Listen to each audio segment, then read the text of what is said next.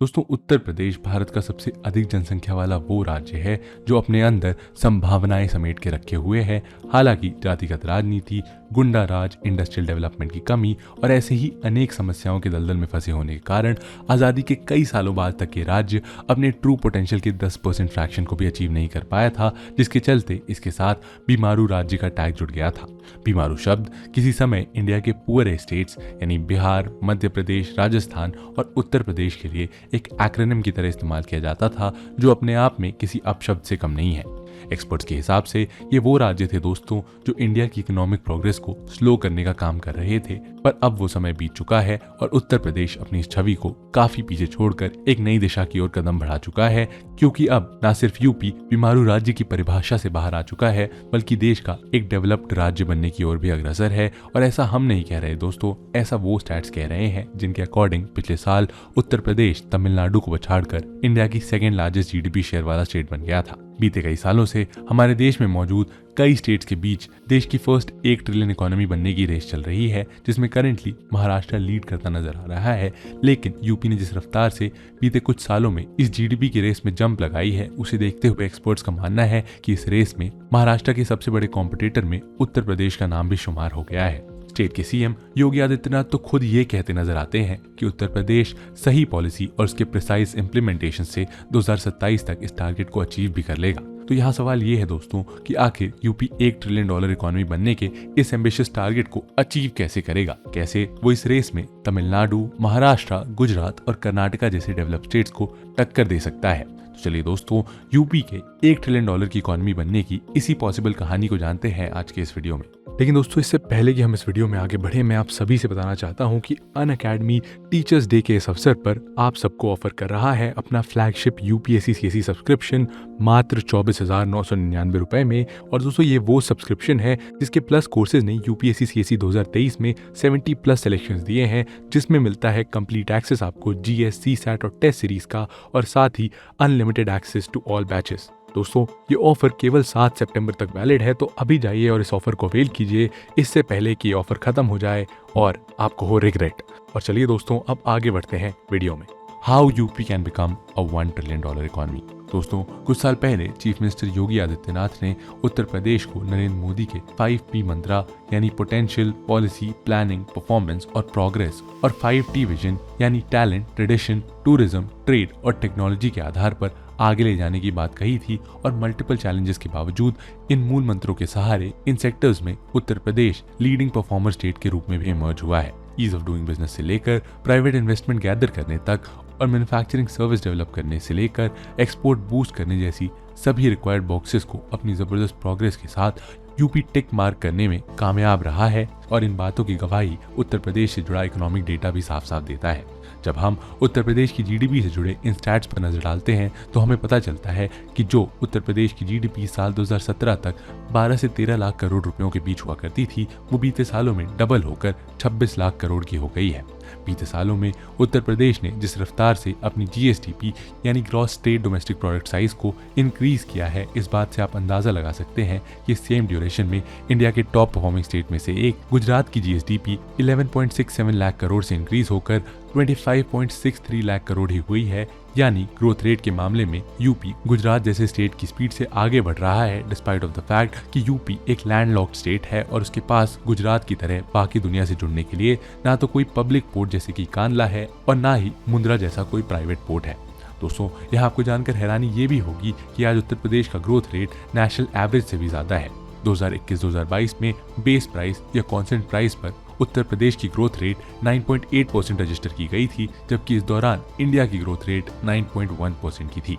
इसी तरह 2022-2023 में इंडिया की ग्रोथ रेट जहां 7.2% की हुई थी, वहीं उत्तर प्रदेश इस टाइम पर भी 9.8% की ग्रोथ रेट के साथ ग्रो कर रहा था। यानी बीते लगभग 7-8 सालों में यूपी की ग्रोथ काफी फिनोमिनल रही है। लेकिन अगर उत्तर प्रदेश 2027 तक $1 ट्रिलियन की इकोनॉमी बनना चाहता है तो उसे लगभग 31% जीडीपी ग्रोथ रेट के साथ आगे बढ़ना होगा। और इतना ही नहीं, करंटली स्टेट के जीएसडीपी में एग्रीकल्चर सेक्टर जो 23%, मैन्युफैक्चरिंग सेक्टर जो 27% और सर्विस सेक्टर जो 50% कंट्रीब्यूट कर रहा है, उसमें भी कुछ हेर फेर करने की जरूरत है। और इस एम्बिशियस टारगेट को अचीव करने के लिए मैन्युफैक्चरिंग सेक्टर को 40% के साथ ग्रो करना होगा और साथ ही अपने आउटपुट को 5 टाइम इंक्रीज करना होगा, जो अपने आप में एक हरक्यूलियन टास्क है। इसी के साथ यूपी को अपने एग्रीकल्चर सेक्टर के आउटपुट को भी 2.5 टाइम और अपने सर्विसेज सेक्टर के आउटपुट को 4 टाइम्स इंक्रीज करना होगा। और सुनने में टारगेट्स बहुत अनरियलिस्टिक लगते हैं, लेकिन यूपी गवर्नमेंट का मानना है कि 2027 तक इन प्लान्स को अचीव किया जा सकता है। दोस्तों, यहाँ यूपी गवर्नमेंट का ये भी मानना है कि अगर कुछ और डायमेंशंस को ठीक से कंट्रोल कर लिया गया तो जल्द ही यूपी $1 ट्रिलियन की इकोनॉमी का टाइटल भी होल्ड कर सकता है। आइए दोस्तों, अब जानते हैं कि कौन से वो डायमेंशंस हैं जो यूपी कंट्रोल करना चाहता है ताकि वो $1 ट्रिलियन की इकोनॉमी बन जाए। Dimensions in focus for achieving the 1 trillion mark. Number 1, infrastructure. दोस्तों, यूपी इंडिया का 4th लार्जेस्ट स्टेट है, जहां देश की लगभग 17% पॉपुलेशन रहा करती है। यहाँ छोटे कस्बे से लेकर बड़े शहर और सभी टीयर्स की सिटीज मौजूद हैं, लेकिन इसके बावजूद उत्तर प्रदेश खराब सोशियो इकोनॉमिक इंडिकेटर्स की प्रॉब्लम से जूझ रहा है, जिसका एक बड़ा कारण है यहाँ का पुअर इंफ्रास्ट्रक्चर। और इसी को सुधारने के लिए गवर्नमेंट ने अपनी इंफ्रास्ट्रक्चर रिलेटेड पॉलिसीज और रोड मैप को रीविजिट करके चेंज करना शुरू किया है। करेंटली सरकार का मानना है कि इंफ्रास्ट्रक्चर पर खर्च किया गया अमाउंट फ्यूचर में मल्टीप्लाई होकर गवर्नमेंट के पास ही वापस आ जाता है। और इसको हम अब अगर एक एग्जांपल से समझें तो जब सरकार एक्सप्रेसवे बनाती है तो उस रीजन का ट्रेड वॉल्यूम इंक्रीज होता है, जिससे लोगों के पास ज्यादा पैसा आता है और एक्सप्रेसवे पे खर्च किया गया वो पैसा उस इंक्रीज हुई इनकम का एक हिस्सा बनकर टैक्स के रूप में सरकार के पास वापस लौट आता है। और यही कारण है कि यूपी सरकार ने अपने करंट बजट में गवर्नमेंट एक्सपेंडिचर का 1/5 हिस्सा इंफ्रास्ट्रक्चर को ही एलोकेट किया है। हैरानी की बात यहाँ ये है दोस्तों कि इस दौरान गवर्नमेंट ने कोई नया इंफ्रास्ट्रक्चर प्रोजेक्ट अनाउंस नहीं किया है, बल्कि एग्जिस्टिंग प्रोजेक्ट्स को ही फिनिश करने के लिए 2.04 लाख करोड़ का एक्सपेंडिचर अनाउंस किया है। दरअसल दोस्तों, यूपी गवर्नमेंट का सबसे बड़ा फोकस अपने एक्सप्रेस वेज पर ही है, ताकि वो स्टेट के डिफरेंट रीजन्स को फास्टर रोड के साथ कनेक्ट कर सके। और यही कारण है कि आज उत्तर प्रदेश में एक्सप्रेस वेज की भरमार लग चुकी है। आज उत्तर प्रदेश के पास दिल्ली को आगरा से कनेक्ट करने वाला यमुना एक्सप्रेसवे, आगरा को लखनऊ से कनेक्ट करने वाला आगरा लखनऊ एक्सप्रेसवे और गाजीपुर को लखनऊ से कनेक्ट करने वाले पूर्वांचल एक्सप्रेसवे जैसे कई सारे ट्रांसपोर्टेशन सिस्टम्स का एक नेटवर्क मौजूद है। और फिलहाल स्टेट में कई ऐसे एक्सप्रेसवेज अंडर कंस्ट्रक्शन भी हैं। एग्जाम्पल के लिए मेरठ को प्रयागराज से जोड़ने के लिए बनाया जा रहा गंगा एक्सप्रेसवे, जिसे 2025 के प्रयागराज महाकुंभ से पहले कंप्लीट किया जाना है। इसी तरह लखनऊ कानपुर एक्सप्रेसवे, गाजियाबाद कानपुर एक्सप्रेसवे और दिल्ली सहारनपुर देहरादून एक्सप्रेसवे भी अंडर कंस्ट्रक्शन स्टेज में ही है। यही सब एक्सप्रेसवेज यूपी के की एक्सपोर्ट हब्स को आपस में जोड़ रहे हैं, जिससे स्टेट में फ्रेट मूवमेंट फ्लॉलेस और फास्टर बन रहा है। इस वास्ट रूट नेटवर्क के अलावा यूपी के पास कंट्री का लार्जेस्ट रेलवे नेटवर्क भी एग्जिस्ट करता है, जिसकी टोटल लेंथ लगभग 9000 किलोमीटर की है और जो लगभग कंप्लीटली इलेक्ट्रिफाइड भी है। दोस्तों, गवर्नमेंट का ये विजन है कि वो उत्तर प्रदेश को आगे आने वाले समय में 21 एयरपोर्ट भी दे पाए, लेकिन करेंटली उत्तर प्रदेश में 5 डोमेस्टिक और 3 इंटरनेशनल एयरपोर्ट्स ही हैं। लेकिन स्टेट में under construction J1 international airport के बनने के बाद स्टेट की प्रगति को पंख लगने वाले हैं। दरअसल अपने कंप्लीशन के बाद ये एयरपोर्ट इंडिया का लार्जेस्ट एयरपोर्ट होगा, जो कुल मिलाकर 1334 एकड़ में फैला होगा और जिसे बनाने की कॉस्ट लगभग 30,000 करोड़ रुपए आएगी। इस एयरपोर्ट में देश का पहला integrated multi modal cargo hub भी डेवलप किया जाएगा, जिसके चलते न सिर्फ स्टेट के एक्सपोर्ट में बूम आएगा, बल्कि साथ ही इससे स्टेट अपनी इंपोर्ट नीड्स को भी फुलफिल कर पाएगा। सरकार का मानना है कि इस तरह अपनी इंफ्रास्ट्रक्चरल नीड्स को देश के दूसरे ग्रोइंग स्टेट्स के अकॉर्डिंग ट्रांसफॉर्म करके यूपी न सिर्फ शानदार पेस पर आगे बढ़ सकता है, बल्कि ऐसा करने से 31% ग्रोथ वाले उस टारगेट को भी पॉसिबली अचीव किया जा सकता है। Number 2, business and investment. दोस्तों, इकोनॉमी की ग्रोथ के लिए ये बहुत इंपॉर्टेंट है कि बिजनेस और इंडस्ट्रीज को स्टेट में इनवाइट किया जाए, लेकिन इसके लिए गवर्नमेंट को स्टेट में बिजनेस कंड्यूसिव एनवायरनमेंट तैयार करना पड़ता है, जिससे स्टेट की ease of doing performance automatically increase हो जाती है। ईज ऑफ डूइंग बिजनेस में अच्छा परफॉर्म करने के लिए स्टेट में कुछ बेसिक चीज़ों का सिंपल होना बेहद ज़रूरी होता है। उदाहरण के लिए बिजनेस स्टार्ट करना आसान हो, उसके लिए कम पेपर वर्क लगे, प्रोसेसेस फास्ट हो, इंडस्ट्रीज को प्रॉपर इलेक्ट्रिसिटी मिले, प्रॉपर्टी रजिस्ट्रेशन इजी हो और टैक्सेस कम हो एटसेट्रा।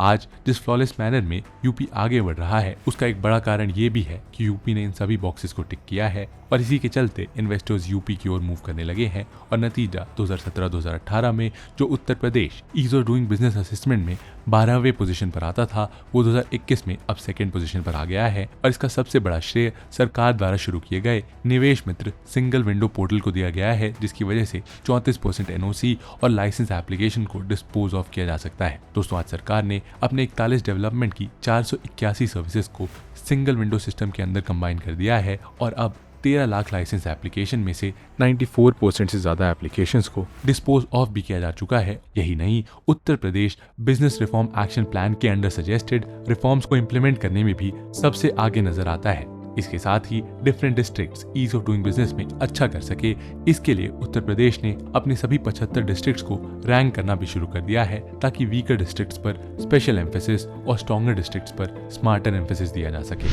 गवर्नमेंट के इन सभी स्टेप्स के चलते उत्तर प्रदेश में इन्वेस्टमेंट का एनवायरमेंट तैयार हुआ है, जिसके लिए 3 बेसिक कंडीशंस को फुलफिल करना इंपॉर्टेंट होता है। इसमें पहला है एक अच्छा लॉ एंड ऑर्डर सिचुएशन, दूसरा है अच्छा इंफ्रास्ट्रक्चर और तीसरा है ईज ऑफ डूइंग बिजनेस। दोस्तों, यूपी ने इन तीनों एस्पेक्ट्स पर काम करने के बाद ही स्टेट में इन्वेस्टमेंट लाने का प्रयास किया है और साथ ही और ज्यादा इन्वेस्टमेंट को अट्रैक्ट करने के लिए ग्लोबल इन्वेस्टर समिट जैसे इवेंट्स को भी ऑर्गेनाइज कर रही है, जिसमें सरकार को 36 लाख करोड़ रुपए के इन्वेस्टमेंट प्रपोजल्स मिले हैं, जिनसे स्टेट में 1 करोड़ से ज्यादा जॉब अपॉर्चुनिटीज क्रिएट की जा सकती है। इस इवेंट में मैक्सिमम इन्वेस्टमेंट नोएडा को मिली है, जिसका रीजन है इसकी एक्सप्रेसवे से अच्छी कनेक्टिविटी और यहाँ बन रहा जेवर एयरपोर्ट। इसी तरह स्वीडिश कंपनी आइकिया भी नोएडा में लगभग 5500 करोड़ रुपीस इन्वेस्ट करके एक ऐसी फैसिलिटी बना रही है जिसमें mall, retail outlets, residential outlets और मीटिंग सेंटर्स होंगे। Similarly Lulu group 2500 crore, Adani group 5000 crore, M3M India private limited 75,000 crore,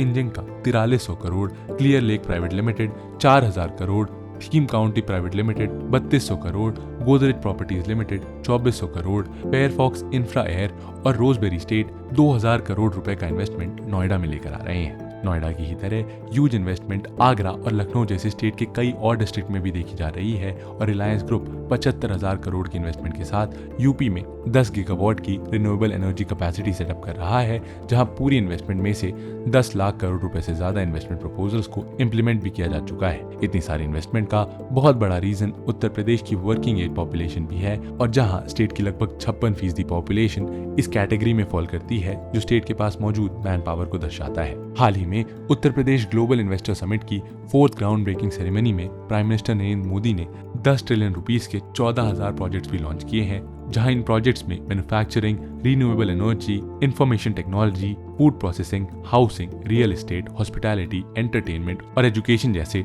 different sector शामिल थे। यूपी गवर्नमेंट ने बिजनेस को पुश देने के लिए स्पेशल इकोनॉमिक जोन्स भी बनाए हैं और दोस्तों, स्पेशल इकोनॉमिक जोन्स या SEZs ऐसे एरियाज होते हैं जहां बिजनेस और ट्रेड लॉज और ज्यादा लिबरल होते हैं, ताकि इन एरियाज में बिजनेस फ्लरिश कर सके। यूपी के नोएडा में कई सारे स्पेशल इकोनॉमिक जोन्स ऑपरेशनल हैं, जैसे Noida special economic zone, HCL technologies, Wipro limited और NIIT टेक्नोलॉजीज लिमिटेड एक्सेट्रा।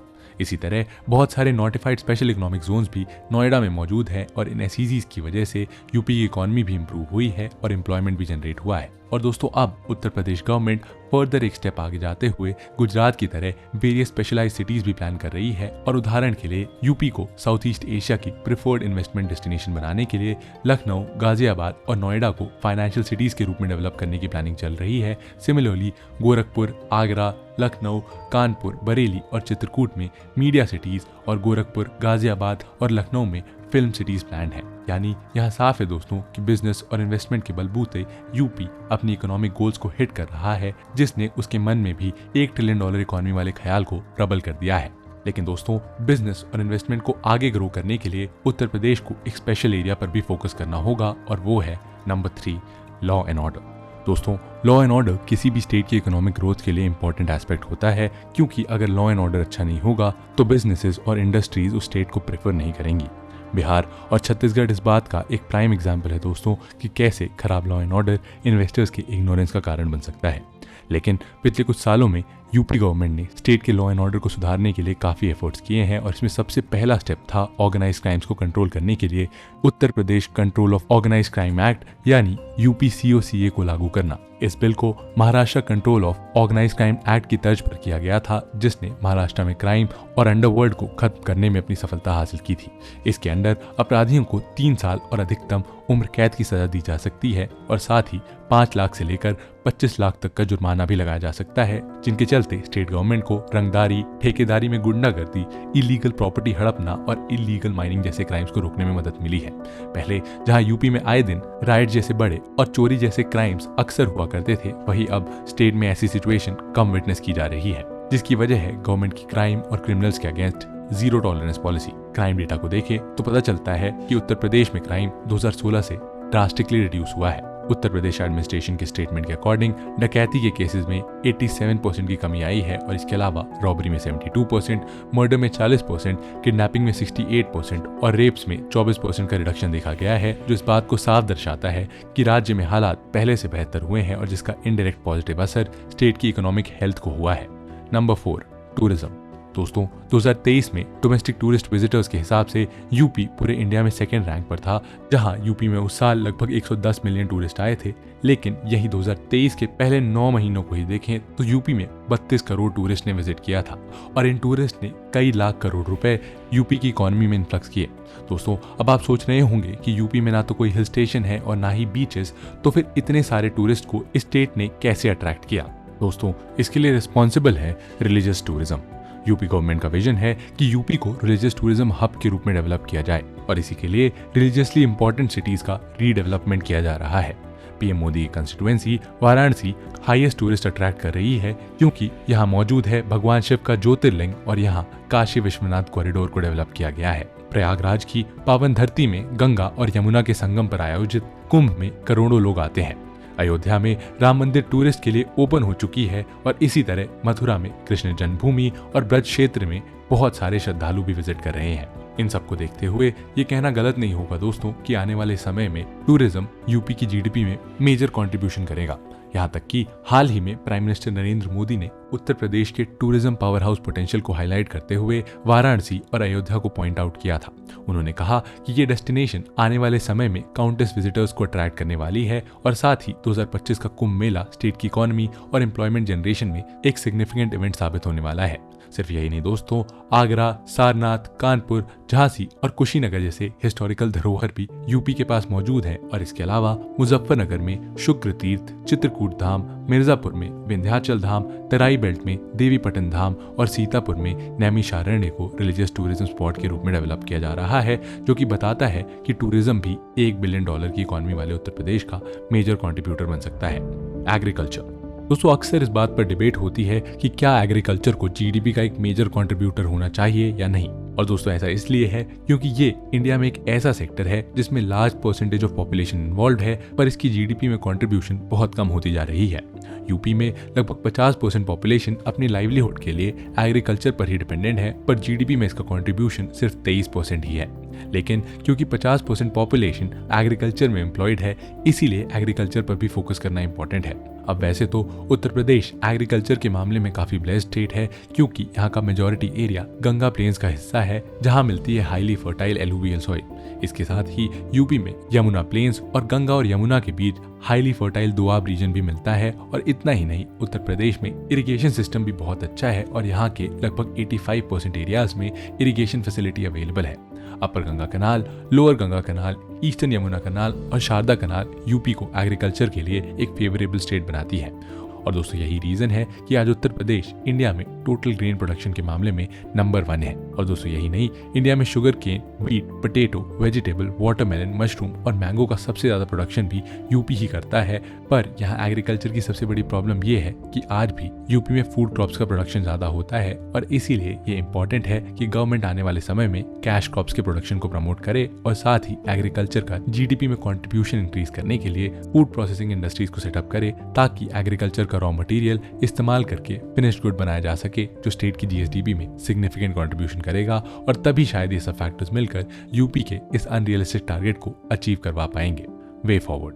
दोस्तों इस बात में कोई शक नहीं है कि यूपी ने पिछले कुछ वर्षों में शानदार छलांग लगाई है और ये कहना गलत भी नहीं होगा कि यूपी ने अपने बदलाव के सफर की शुरुआत काफी अच्छे से की है, लेकिन अभी भी बहुत सारे एस्पेक्ट्स ऐसे हैं जिन पर सरकार को काफी काम करना पड़ेगा। दोस्तों भले जीडीपी शेयर के मामले में यूपी लिस्ट में ऊपर आ गया हो, लेकिन जीएसडीपी पर कैपिटा के मामले में यूपी का हाल बहुत अच्छा नहीं है। 2022-2023 की डेटा के अकॉर्डिंग महाराष्ट्र का पर कैपिटा जीएसडीपी जहां 2.24 लाख रुपीस है, तमिलनाडु का जहां 2.73 लाख रुपीस है, गुजरात का जहां 2.41 लाख रुपीस और कर्नाटका का जहां 3.01 लाख रुपीस है, वहीं यूपी का 83,000 रुपीज मात्र ही है। यानी पॉपुलेशन के हिसाब से उत्तर प्रदेश का जीडीपी शेयर में परसेंटेज अभी भी काफी कम है, जिसे बढ़ाने के लिए और भी काम किया जाना होगा। यूथ को एम्प्लॉयमेंट देना गवर्नमेंट की टॉप प्रायोरिटी में से एक होनी चाहिए, लेकिन यूपी में अभी एक तरफ जहां कॉर्पोरेट सेक्टर में जॉब का क्रिएशन काफी स्लो है, वहीं दूसरी तरफ गवर्नमेंट जॉब की वैकेंसीज फिल नहीं हो रही है।